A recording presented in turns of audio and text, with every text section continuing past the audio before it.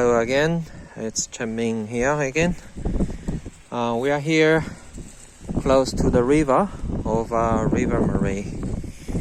And what we are doing here is to use electrical resistivity tomography to measure the salinity profile near the river. So here is the station, ERT station, electrical resistivity tomography. And it's powered by 12 volts to the system. And then there are two transects. Each transect has 32 electrodes, one to the left and the other two from the other side. So that's port 33 to 64, and it's connected to the computer for controlling the process. And so at each electrode, so you can see there's a metal, and then the metal is attached to the communication cable. And these electrodes are also being watered by saline water.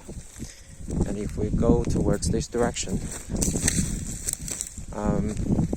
it goes, so each of the electrodes is about 2 meters. So that's number 27, as you can see.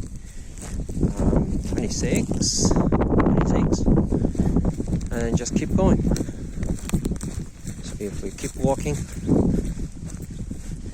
the whole process is more or less limited by the process is pretty much finished, dependent on how fast we can deploy it. Because the process of deploying 64 electrodes and then lay out the cable and then bring them back is very time consuming. Roughly, I would say 1 hour for half an hour for deployment and half an hour for retrieval. So now we're approaching River Murray. So this is a branch of River Murray, and currently the water level is relatively high. And so this is the electrode top, the very first one. And that's where the River Murray branch are. And you see the vegetation is reasonably good as compared to the main floodplain. So what are we measuring here? So you can see the Murray River, it's a fresh river water.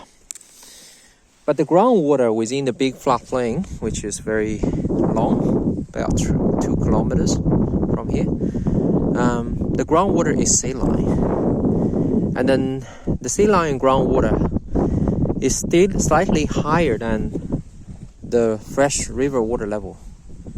So what will happen is that groundwater slowly discharge to the river, and then over the distance to the downstream, the salinity of the river may increase.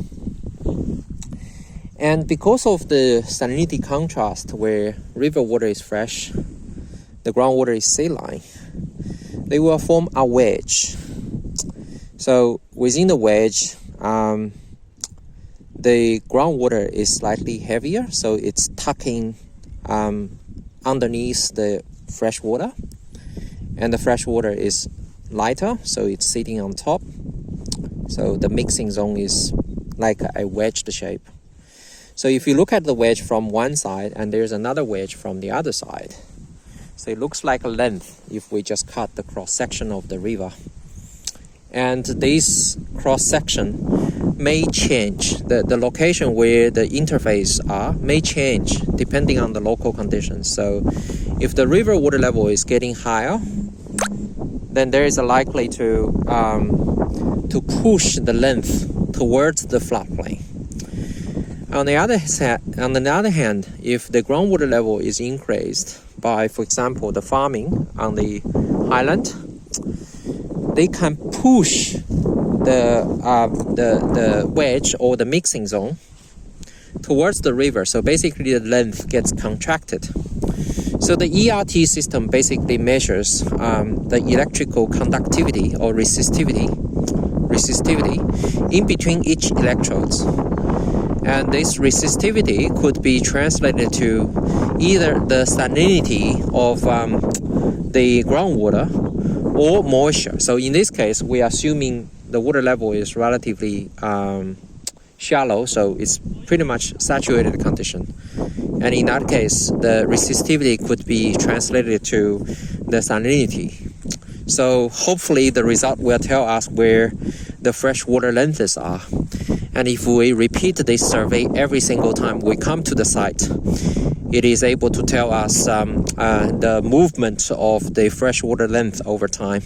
And that will be a very valuable information about the riparian zone condition over time, which is very much related to the health of the river system.